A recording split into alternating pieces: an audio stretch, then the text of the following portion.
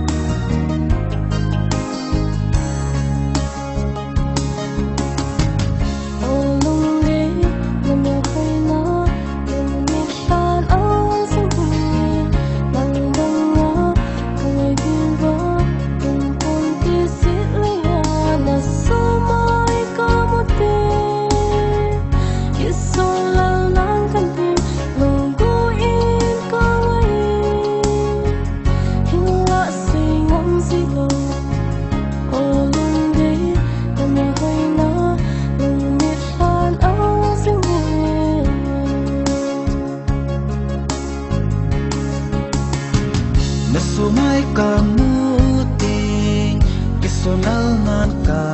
din lunggu aka kel cheng sei do thi zilo ka hin nei zida no lung de hin la sei ngam lo ka hin nei